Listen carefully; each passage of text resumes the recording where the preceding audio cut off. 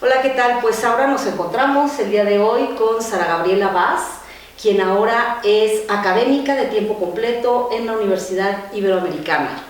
Sara Gabriela, además de esto, pues tiene una gran trayectoria en el mundo del arte y de la cultura. Ella fue directora del Museo Nacional del Virreinato en Tepoztlán y también fue directora del Museo Nacional de Arte, la administración pasada. Entonces, bueno, pues evidentemente que esta gran experiencia en el mundo del arte y la cultura pues nos permitirá tener una interesante conversación sobre distintos tópicos de los cuales nos gustaría platicar contigo, Sara. Sabemos que tu especialidad y tu interés en la historia pues nos puede llevar a entender qué es la política cultural, cómo debemos entender las políticas culturales y en el caso específico de México, cómo se llevan a cabo. Okay. Bueno, no es nada fácil, no está nada fácil. Gracias ante todo por la plática. A ver, es muy básico, se puede explicar de manera mucho más accesible la política cultural o las políticas culturales, mejor dicho. Primero hay que volvernos a la palabra política, son una cuestión de interés público y son una serie de directrices que marcan, digamos, la línea de una administración, en el caso de México es evidente, una administración sexenal, respecto de la materia que regula arte y cultura, ¿no?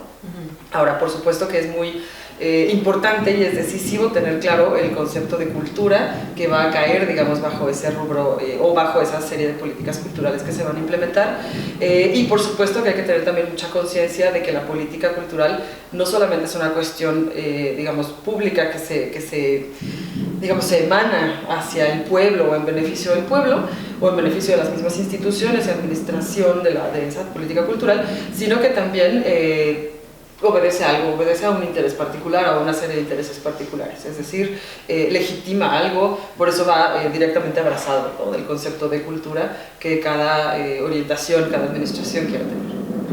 Okay. Y aquí en ese sentido, por ejemplo, en tu tránsito por estas dos instancias culturales, ¿qué nos podrías decir? ¿Cuál fue tu percepción sobre el fenómeno de la política cultural? Es decir, no sé si tuviste oportunidad de hacer algún comparativo entre la política cultural de México y algunos otros países o algunas otras instancias, porque finalmente pues los museos en los que tú ocupaste estos cargos pues son museos que pertenecen o al INA o al INBA, ¿no? Entonces estuviste en ambas gestiones, que no es tampoco fácil decirlo, porque el INBA, a pesar de estar vinculado ahora a la Secretaría de Cultura, otrora al CONACULTA, pues INBA e INA tenían finalmente como contraposiciones importantes, ¿no? Entonces, sí, pero eso me interesa muchísimo. INBA e INA obedecen a procesos históricos radicalmente distintos, es decir, son dos entidades con una historia muy específica, pero que surgen en momentos históricos diferentes con vocaciones específicas también. Por ejemplo, en el caso del INA, el INA surge en 1938, es el decreto 39, comienza ya a operar como instituto, y el INA es el primero que surge justamente con la idea sobre esta base de la conservación y la preservación del patrimonio paleontológico, arqueológico e histórico, ¿no? Esto quiere decir que no tendrá una orientación hacia lo artístico, es decir, que digamos, el peso de estos bienes culturales custodiados o que caen dentro de la protección de este instituto no va a estar dado justamente por su calidad estética o por su calidad artística, sino por su calidad histórica o lo que representa en términos culturales para una comunidad, ¿no? Surge el INA con la intención justamente de tener una serie de directrices políticas culturales que permita, uno, clasificar, agrupar o tener conocimiento del universo, que eso es muy divertido porque hasta la fecha no se tiene. Yo creo que es algo imposible de determinar, porque tenemos muchísimo. Y además de tener el conocimiento de cuál es ese universo que compone lo que debe interesar al instituto, tener la capacidad de no solamente custodiarlo y tenerlo, digamos, resguardado apropiadamente, sino también de restaurarlo, investigarlo, difundirlo, ¿no? Eso es básicamente la acción del INA. Surge también la escuela la escuela de arqueología, la de conservación, restauración, ¿no? Entonces esto no es del interés o no es es mayormente el interés del INBA, aunque el INBA tiene como su propia jerarquía y tiene también un Centro Nacional de Conservación y Registro, ¿no?, de los bienes que custodia. El INBA surge en 1946-47 justamente con la intención de hacerse cargo de todo lo que sí cae o caía en esos años en el terreno de lo artístico y de la enseñanza de las artes, la promoción de la enseñanza de las artes. Entonces, pues sí, son dos naturalezas muy, muy diversas. Pero es muy interesante ahí los cortes del tiempo, ¿no? Sí, además porque justo la delimitación, perdón, sí, es temporal, o sea... Sí, sí, sí. Es importante justo por eso conocer la historia de las instituciones culturales en México, porque creo que eso es lo que particulariza al país, lo que particulariza la gestión, la forma en que entendemos la gestión cultural y la forma en que entendemos cómo plantear políticas culturales públicas. Entonces, me hablabas hace un rato de un comparativo. No hice un ejercicio de comparación propiamente dicho, pero digamos en la experiencia, tanto en gestión con otros países, con instituciones de otros países, como en la misma investigación, digamos, de los organigramas culturales, por ejemplo, de Francia, de Colombia, de Inglaterra, de Italia, México está sumamente pegado al modelo francés. Exactamente. De la administración, viene como, digamos, hay una jerarquía muy clara, a pesar de el Conaculta, ¿no? Y digo a pesar del Conaculta y gracias al Conaculta, y bueno, habría que hacer como muchos análisis de lo que implicó la creación del Consejo. Instancias tan añejas, por ejemplo, como el INBA y el INA, estaban directamente vinculadas a la SEP, ¿no? Es decir, el patrón era la Secretaría de Educación Pública, y el Conaculta es un órgano que ya se inserta justo entre la Secretaría de Educación Pública, los institutos y todo lo que cuelga de ellos, ¿no? Todo lo que está bajo su adscripción. Entonces, y todos los satélites, y todos los también satélites. Entonces, de pronto esa relación se complejiza, por supuesto, pero la Secretaría de Educación Pública, imagínense la tarea de una secretaría de esta naturaleza, pues no tenía ni el personal, ni el cometido, ni el tiempo para abordar las tareas de cultura propiamente dichas, que son tanto conservación, museos, difusión, investigación, promoción, fomento de las artes, enseñanza artística, es decir, pues no había manera de abordarlo desde la SEP. Hay que entender entonces cómo se inserta el Conaculta y qué implica en términos de despegue y de despliegue de posibilidades políticas, aquí sí en beneficio de los gobiernos, ¿no? O sea, no solamente en beneficio de las instituciones y de la operación de las propias instituciones, sino como el Consejo es el que regula las políticas que van a servir de promoción tanto al interior como al exterior, mayormente al exterior en aquel entonces, aprovechando, digamos, la riqueza cultural patrimonial, ¿no?, de México.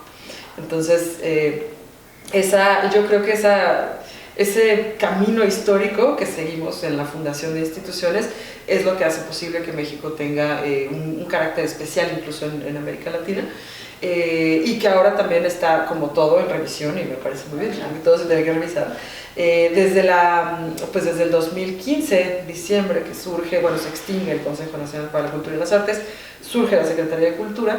Había muchas expectativas respecto a cómo iba a operar esto. A mí me parecía bien en términos de no depender de un consejo, sino depender de un ministerio, de una secretaría igual de importante que la de salud, que la de educación pública, que la de energía, ¿no?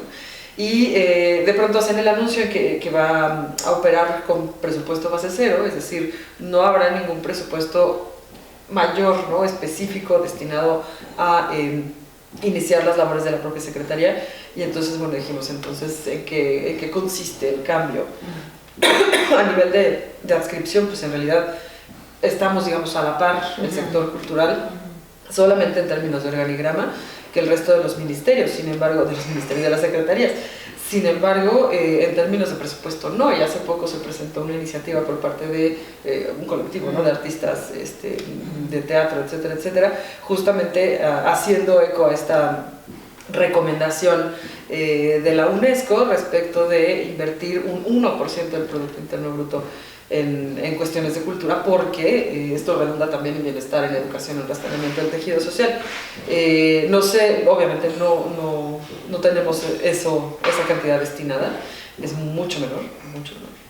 Y aquí a mí me gustaría que platicáramos un poquito en cuanto a la formación propia de la Secretaría de Cultura, porque hay opiniones encontradas entre los expertos en México de política cultural y de gestión cultural, porque pues algunos argumentan que desde la creación del Consejo ya era necesaria la figura de una Secretaría de Cultura y el Consejo era insuficiente, habida cuenta del potencial cultural de nuestro país, y era una urgencia contar con la Secretaría de Cultura, ¿no? Necesariamente.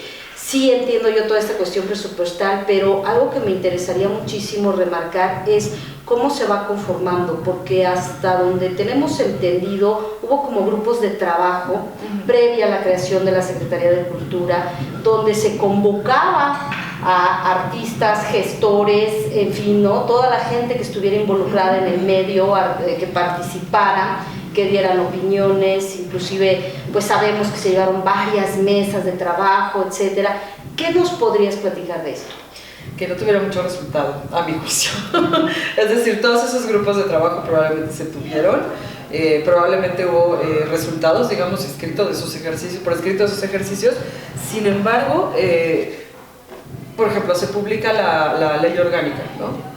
La ley general de cultura, y en la ley general de cultura no se habla absolutamente, es que muy someramente, sobre la organización de la propia secretaría, las subsecretarías, el peso que se le iba a dar al fomento a la lectura, pero prácticamente todo estructuralmente hacia los institutos sigue absolutamente igual, ¿no? Es decir, con estas dobles funciones. Exacto. Una de las grandes preocupaciones, y esto nos lo dijo la secretaria anterior, María Cristina García Cepeda, una de las grandes preocupaciones era eliminar la duplicidad de funciones, porque, bueno, existe la Coordinación Nacional de Monumentos Históricos, pero también existe Sitios y Monumentos, ¿no? Por poner solamente un ejemplo. Los jurídicos. Exactamente, los jurídicos. Yo no sé si sea cabalmente posible centralizar desde la Secretaría, me parece que, no lo sé ahora, pero hasta la fecha no es así todavía, centralizar las cuestiones tanto administrativas como jurídicas, aunque probablemente ayudara. Ahora, ¿cómo sería una gestión efectiva en ese sentido? Con personal. Y y de eso sí tengo noticia, las áreas del personal destinado, por ejemplo, a cuestiones de contratos y todo lo jurídico, en los institutos, por lo menos en el INBA, se ha reducido, ¿no? Es decir, se sabe que existe una reducción de personal en todos los sentidos.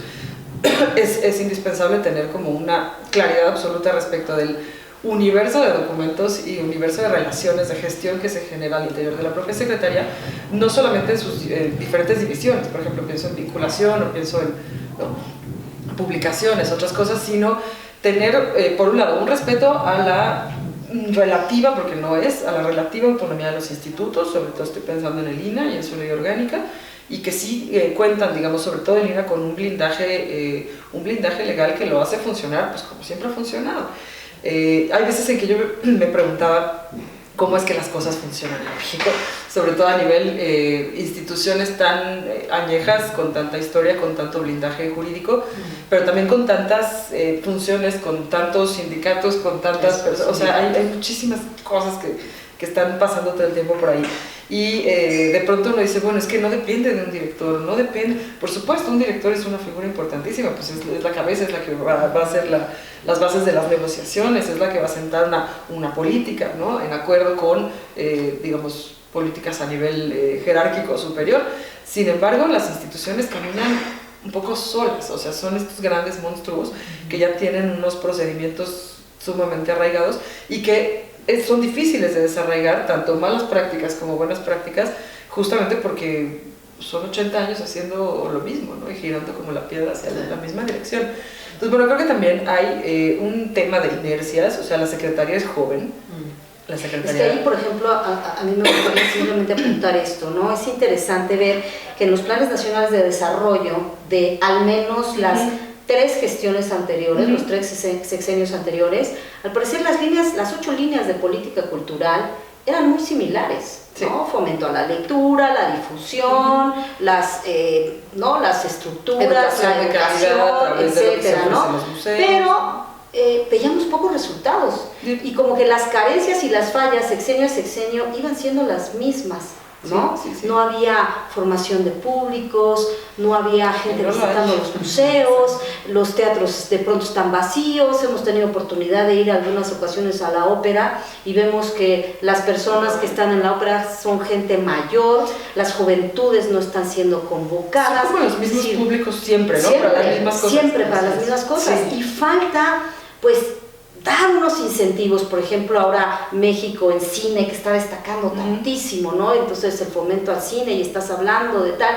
pero de pronto cuando llegan películas de fuera y te pones a ver qué está pasando en los medios de comunicación, en las publicidades, las fortunas que destinan a la difusión en estos, ¿no? Para estas filmaciones, etcétera, es impresionante porque finalmente pues todo esto dicta línea, ¿no? Claro. Dicta línea.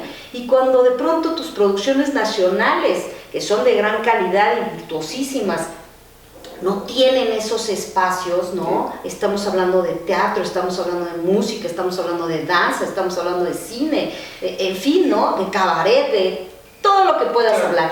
Y, por supuesto, de exposiciones también, ¿no? Porque tenemos esta, de alguna manera se nos pone la disyuntiva de qué hacer.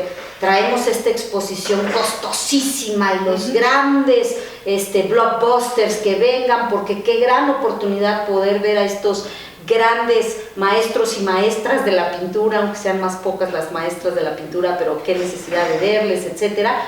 Pero de pronto los museos siguen vacíos, ¿no? Y de pronto las cuotas de recuperación en las entradas pues no son suficientes para darle incentivos, ¿no?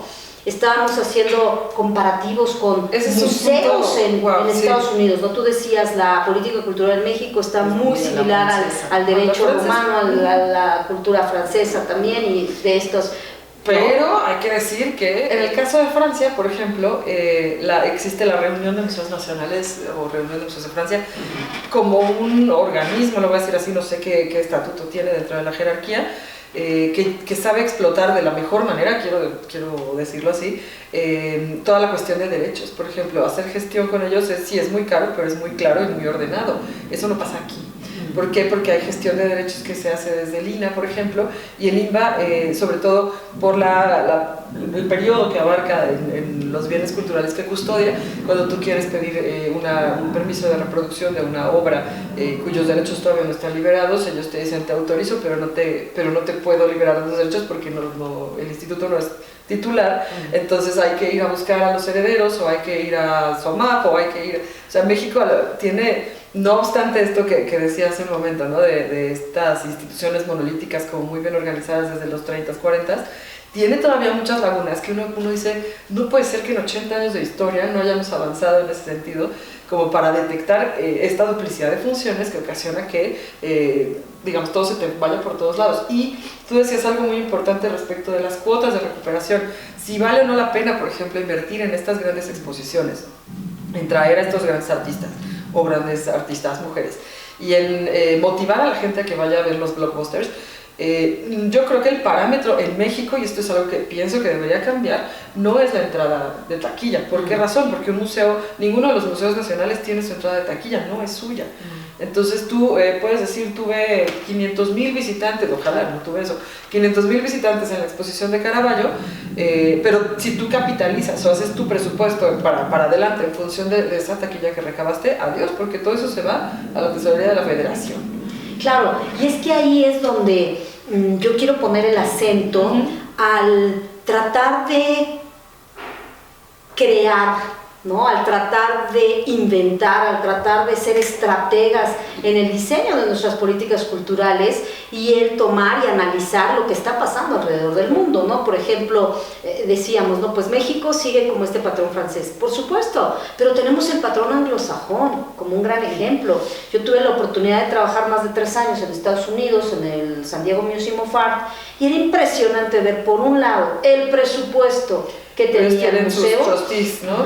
Pero justamente, claro. Sara, en el MUNAL hay un patronato, pero el patronato opera distinto. El patronato de Estados Unidos, ellos están conscientes de que tienen que suministrar fondos y hay otras instancias de recaudación de fondos. No es solo el patronato, son las actividades paralelas, son actividades que se dan dentro del propio museo.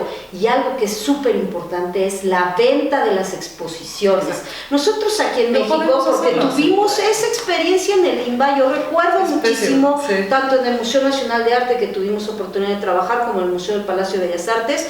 Era impresionante. En el Museo del Palacio de Bellas Artes, pues un poco más difícil porque no teníamos, digamos, este acervo para mover. Sin embargo, tuvimos oportunidad de algunos de los murales de Diego Rivera, el pequeño mural de la Tercera Internacional, se fue a Canadá y estaban impactados de que no había un long fee. Decían, ¿cómo? No podemos cobrar. Pues no se puede cobrar long fees. Y por ejemplo, la vasta colección que hay en el resto de los museos y lo que podría obtenerse de eso, pues que serviría, porque eso lo hacen todos los museos alrededor del mundo. Y no solo eso, México paga esos long fees a sus contrapartes para tener las exposiciones, ¿no? Digo, yo recuerdo muchísimo que a mí me impactaba la cuestión de los correos o los comisarios que venían con las obras, ¿no? Y era una cosa espeluznante ver que ellos exigen tales características de hotel para sus couriers y con desayuno, y les vamos a dar $100 diarios, y vuelan en business class, y ahí van nuestros correos mexicanos, de como sea, y no les des, bueno, yo no entiendo esto, ¿no? Porque finalmente no es echarle tirria a la situación, sino simplemente entender qué está pasando y desde dónde tenemos que operar para poder ser facilitadores de la cultura. Aquí sí, independientemente de administraciones, yo creo que el peor enemigo de la cultura en México es el gobierno mexicano. ¿Por qué? Por la estructura. Es la estructura en la que se ha... Lo acabas de mencionar. Yo tuve mucha experiencia, por ejemplo, trabajando con Miguel Fernández Félix cuando él era director del Museo Nacional de Arte. Yo era su directora y él decía, ¿cómo no podemos vender? Bueno, legalmente no sé qué hay que modificar, pero hay que hacer una enorme modificación para poder cobrar un long fee, por ejemplo, y vender una exposición que itineras por el mundo, ¿no? Que además nos las pedían, o sea, llegaban a decirnos cuánto es y no podíamos hacerlo. La única forma en que podíamos lograrlo era, y no podíamos cobrar un fee, podíamos tener otro tipo de intercambios o beneficios económicos o aportaciones en especie, por ejemplo, a partir del patronato. Pero eso ya te dificulta el o te podían apoyar con la restauración de las obras o situaciones así. Pero a mí me parecía o tú pagas el libro y yo pongo la expo. Pagar las cantidades de seguros y transportes, pero no podíamos cobrar. Yo creo que esa figura sería muy valioso usarlo, ¿no? En términos políticos, cómo se puede flexibilizar. Ahora, Miguel lo intentó mucho, no al extranjero, sino teníamos un mecanismo, teníamos ya 3 o 4 exposiciones curadas, más chicas, más grandes, etcétera, que sí itineramos en diversos estados de la República, pero que ahí va, ¿quién es el enemigo? La propia estructura. La coordinación de artes visuales nos decía, pero, o sea, para el Museo de Sinaloa, ¿no? El Museo de Arte de Sinaloa, va perfecto, pero pues ¿qué les vamos a pedir a cambio? Sabemos que ellos no, como gobiernos no pueden dar dinero, como gobierno nosotros no podemos pedir dinero, entonces... Pero podías prestarle al Marco de Monterrey, por ejemplo, ¿no? Pero lograr el mecanismo en donde nosotros pudiéramos tener una ganancia real fue imposible, es desgastante. Al final terminas haciendo un montón de trabajo que no te va a redituar en términos económicos, ¿no? O que no va a ser beneficioso para la propia institución. La coordinación nos decía, pero no les cobren, pero denles el transporte, pero, oye, ¿no?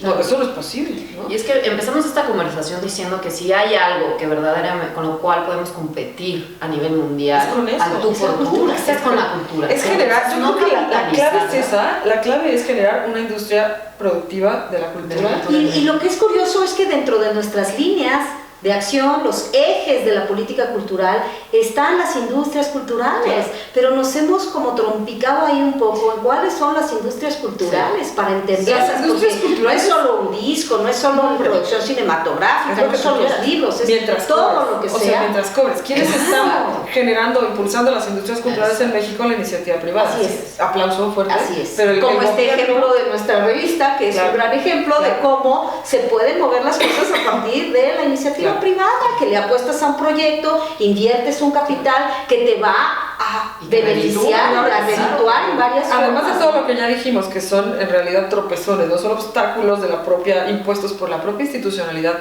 por la propia legislación y por la propia estructura de las instituciones culturales.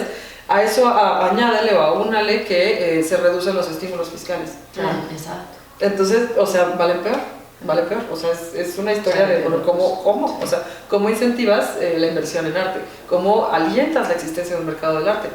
Bueno, o sea, no hay manera. Y también, como decías, esta parte cultural, cuando Reina mencionaba de que está el Board of Trustees, en este caso los patronatos, y que dices, pero es que no es la misma cultura, ¿no? El de allá no opera igual que el de acá. ¿Por qué? Porque acá yo siento que todavía de pronto no tenemos esta noción tampoco de la cultura como, pues sí, como un producto intercambiable, pero además el beneficio y esta noción de herencia a futuro, que yo creo que estamos muy orgullosos de aquello que se nos ha legado, más no tenemos una conciencia a futuro para seguir en esa misma línea, tanto protección y para como pensar en que ese patrimonio requiere dinero, porque ese patrimonio requiere restauración. Yo recuerdo un ejemplo muy concreto, maravilloso, que hubo en Tepoztlán, si no mal recuerdo, que era Adopta una obra de arte. Sí, bueno, y ahí hubo unos capitales que se inyectaron a las obras para protegerlas, para restaurarlas, para conservarlas. Excepcional. Pero esto se nos quedó allí, o sea, como que de pronto han sido intentos esporádicos, o viene un brillante cerebro y dice hay que poner en práctica esta acción, y de pronto se nos regresa, ¿no? Yo, ahora que mencionas esto, yo creo que sí es absolutamente cultural, lo analicé mucho, lo he analizado mucho, o sea, lo he pensado mucho, ¿por qué en México, porque hay fortunas, ¿no? Y hay gente muy interesada en invertir en proyectos culturales, la cultura no da para tener una estructura como la tenemos en el modelo anglosajón.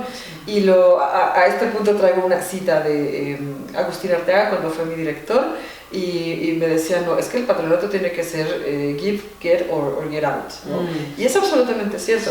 Nosotros tuvimos, y digo nosotros porque hasta mi dirección, que concluyó en diciembre pasado, tuve la fortuna de tener un patronato apoyador en el MUNAL, un patronato súper entusiasta, un patronato, digamos, que me implicaba pocos cuestionamientos, ¿no?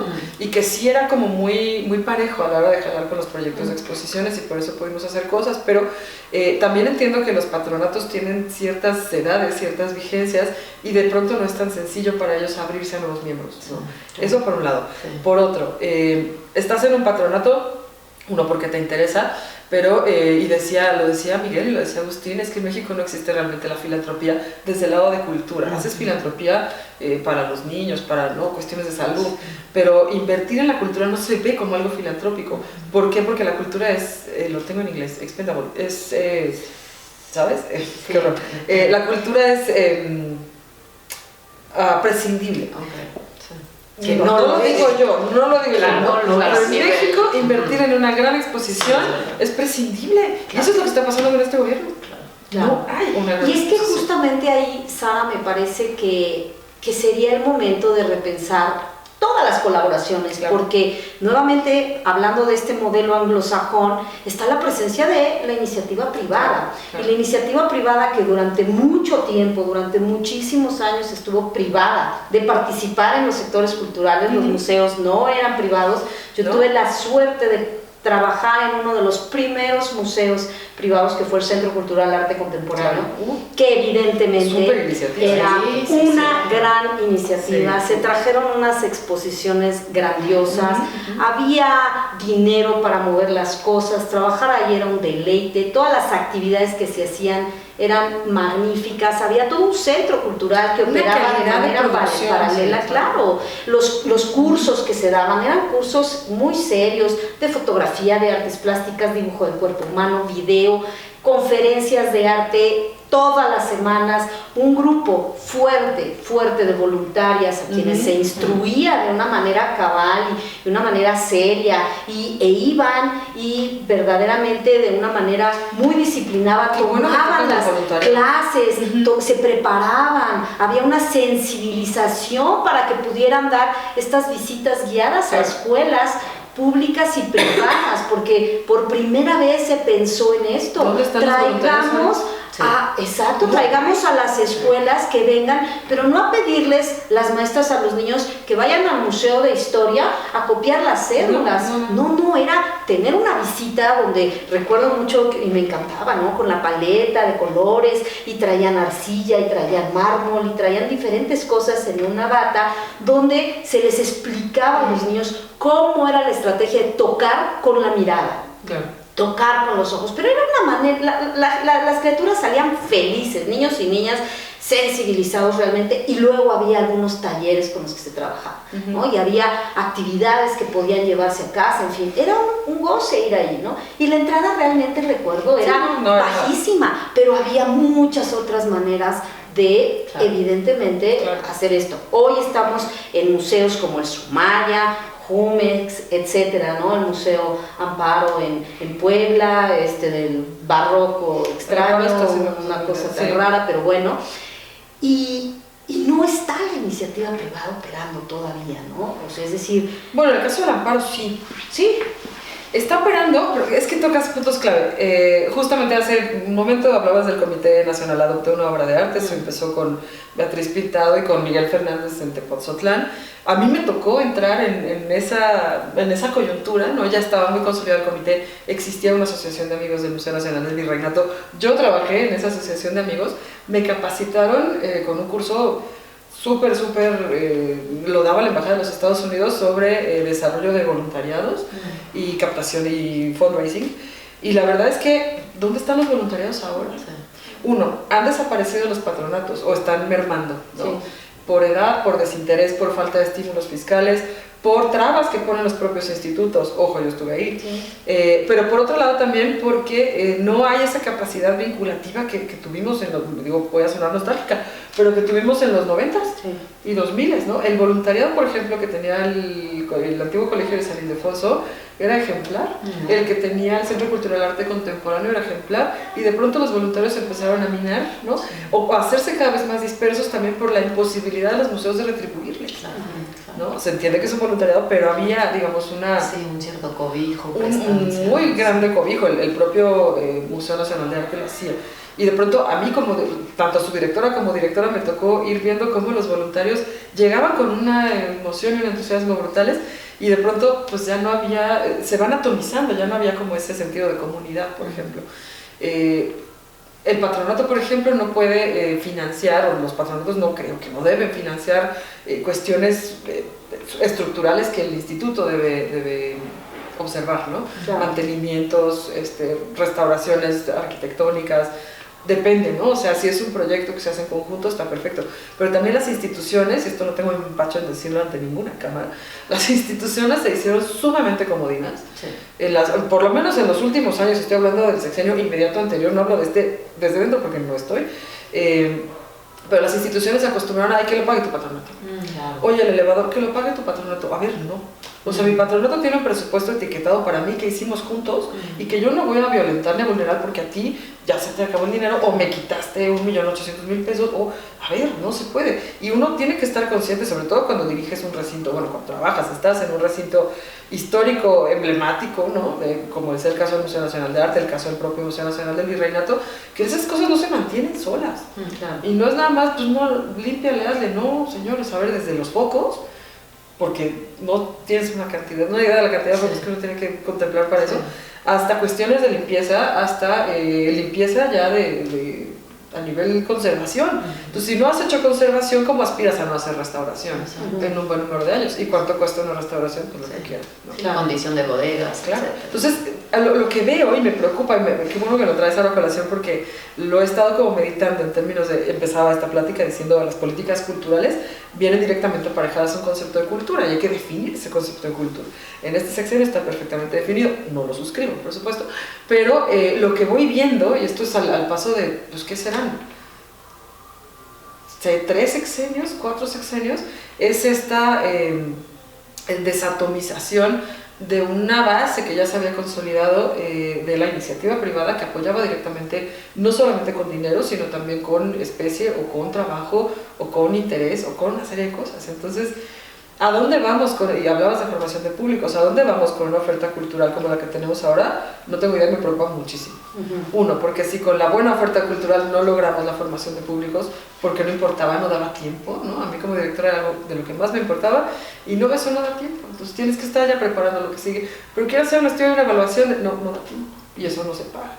Entonces, pues bueno, tienes que hacer barbas con tu personal, pero en estos momentos, pues, cabalmente no sé, ¿no? O sea, Yo en ese sentido quiero entrar porque me interesa muchísimo. Sé que no suscribes el actual concepto de cultura, me interesa, pues. Sin embargo, yo lo veo con ojos... ¿Por qué? No, lo sé, pero yo lo veo, al menos el acto de que se haya puesto un alto en el camino y sea una suerte de revisión, no estoy diciendo necesariamente que sea la correcta, pero yo lo quiero llevar a otro lado. Quiero hablar del concepto mismo de la noción de patrimonio.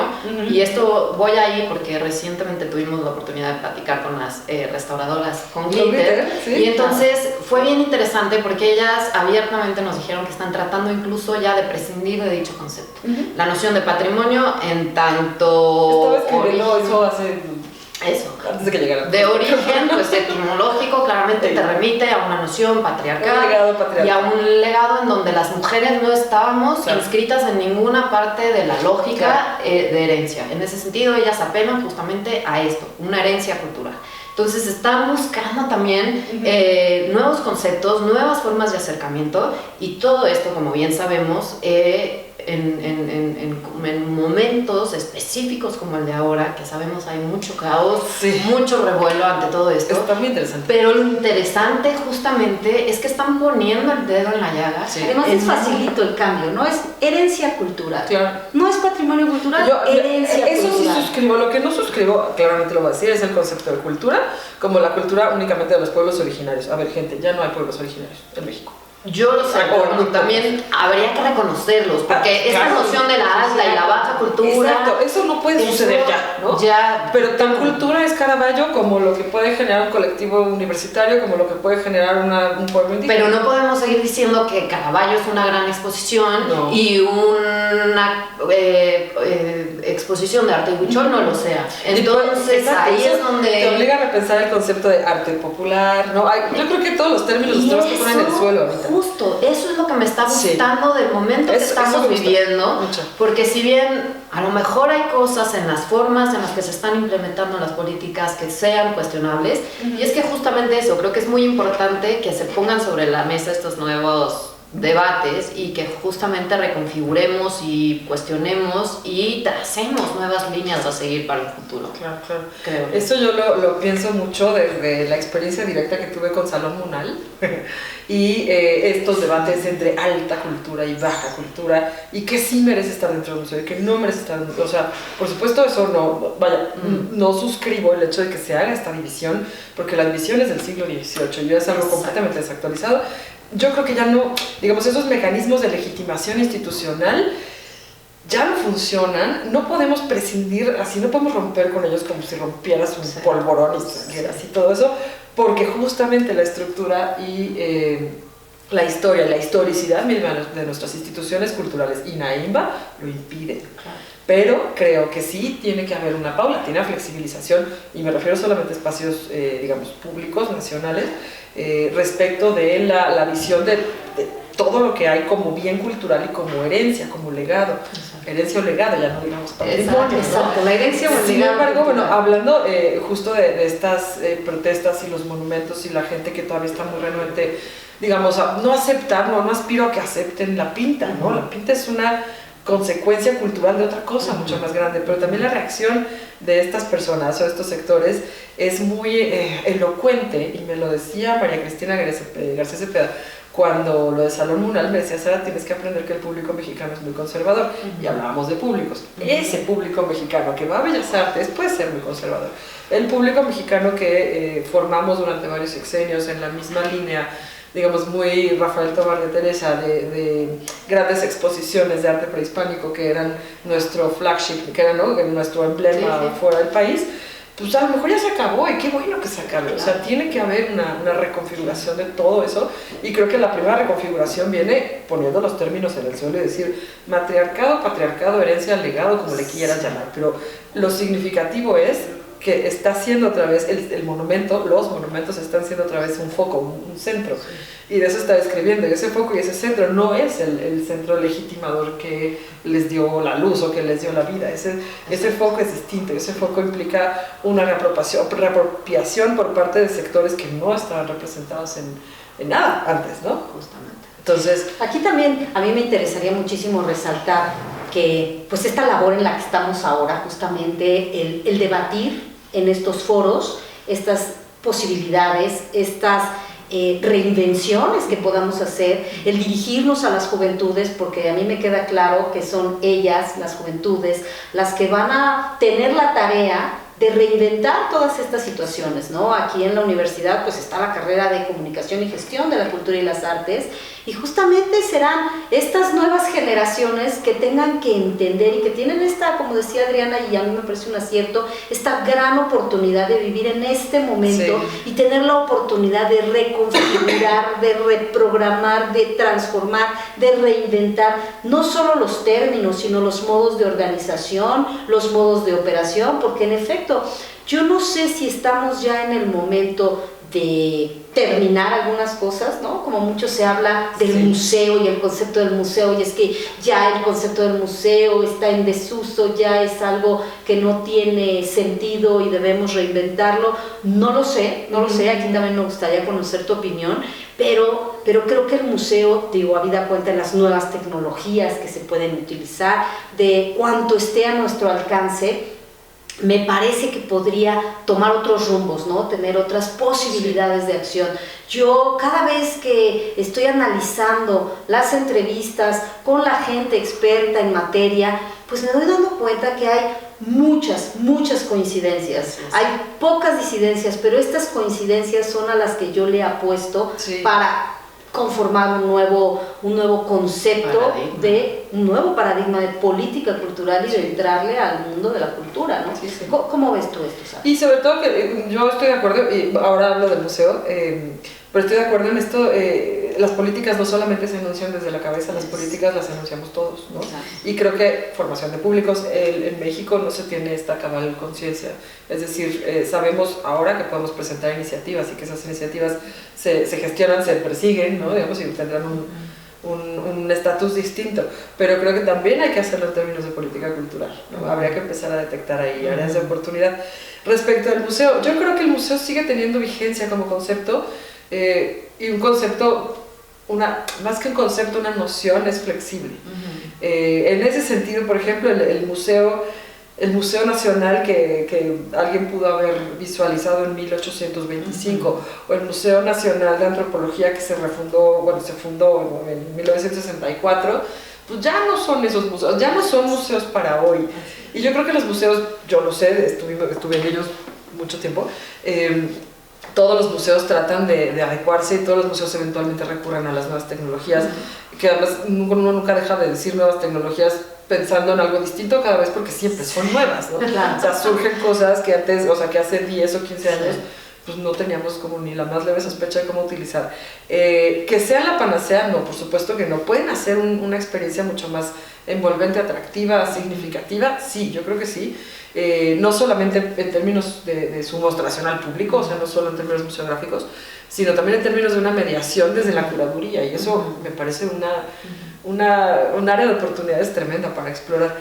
Pero una vez más, creo que nuestro peor enemigo, dormimos con él, y se llama gobierno federal, y renuencia a reflexionar en marcos legales que nos permitan esa flexibilidad que requerimos en las instituciones públicas. Sí, partiendo de la catalogación misma de un legado cultural previo a cierto tiempo en donde no cabe la categoría estética, es decir, el que sea INA, ¿no? Antropología e historia, están desproveyendo de es decir, le están quitando, y el otro es claramente Bellas Artes, ¿no? Que también la noción de Bellas Artes está inserta en una lógica muy europeizante. Entonces yo creo que desde sus nombres mismos ya traen el arrastre o el lastre de una tradición que hoy por hoy es claramente pues problemática, por decirlo. Problemática en muchos sentidos, y problemática en términos de que no es solamente cambiando términos, o sea, por ejemplo, yo pensaba mucho en los nombres de los institutos, los nombres de los museos, ya, perdón, pero no, el virreinato, que siempre ha sido una cuestión altamente problemática, y en eso digamos, tengo mucha experiencia tanto por haber estado ahí como por lectura, ¿no? No hay un virreinato en Nueva España, eso es una acepción, una etiqueta que se le coloca en el siglo XIX, entonces ahora tendremos que cambiar el nombre al museo. Y no es solo eso, o sea, empecemos por reflexionar en que los nombres ya no nos quedan, ¿no? Ya no se ajustan. Bellas Artes, pues ¿por qué bellas, no? Y literatura como si no fuera... Sí, además como un apéndice ahí. Exactamente, eso me parece un ejercicio importante, pero que también entendamos que no es solamente una cuestión nominal. Claro, nombrar es construir, sí, pero no es una cuestión nominal. Es decir, si se crea una Secretaría de Cultura y todo funciona exactamente como antes, y con el mismo presupuesto, ¿no? Y partiendo de la idea de base cero y reduciendo cuadros de personal, no sirve que tengamos una secretaría. Claro, claro. Sí. Bueno, yo creo que pues está claro que este momento es un momento de oportunidades, sí. Es un momento de permitir la reflexión, de permitir las opiniones, ¿no? De todos los sectores.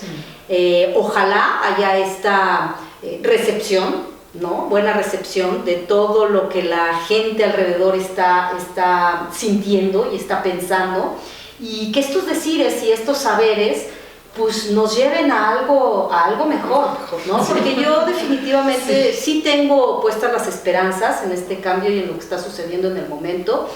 Para mí era fundamental contar con una Secretaría de Estado, porque el tener una Secretaría de Estado finalmente le da una dignidad a la cultura de México, porque finalmente el Consejo, por más que fue necesario en su momento, porque una subsecretaría de Cultura no era suficiente para la magnitud y la importancia que la herencia cultural y las producciones culturales tenían en México.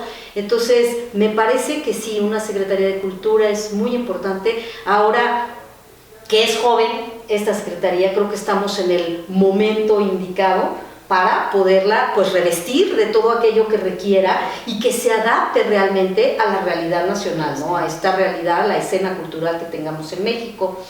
Pues Sara, me gustaría muchísimo agradecerte a nombre de la Universidad de la Comunicación, el propio, la revista Antidogma, te da también las gracias por este tiempo. No nos gustaría terminar sin pedirte que dirijas algunas palabras a las audiencias universitarias, que esta es tu expertise también y ahora estás inserta en la Universidad Iberoamericana, pero en la Universidad de la Comunicación y a toda la gente a la que llegue la revista, a la que podamos alcanzar a través de estos famosos QRs que estamos ahí y que generamos este hipertexto, sí nos gustaría que cerraras con un mensaje. Un mensaje, eso siempre es difícil. Lo que pasa acá es que estamos hablando de puras carreras que manejan contenidos, Sara, todas las carreras de las comunicaciones. Y creo que sí tengo un mensaje muy claro y que tiene que ver con lo que escribí en el primer número de Antidogma. No se van a morir de hambre con las humanidades, no le tengan miedo a las humanidades, no le tengan miedo al texto, no le tengan miedo a leer, no le tengan miedo a cuestionarse y no le tengan miedo a estar pasando mucho tiempo sentados haciendo algo aparentemente improductivo, no lo es. Y eso, el paso del tiempo se los va a dar. Yo creo que ese es el mensaje. Qué bien, qué bonito. Pues muchísimas gracias, Sara. Al contrario, gracias. Gracias.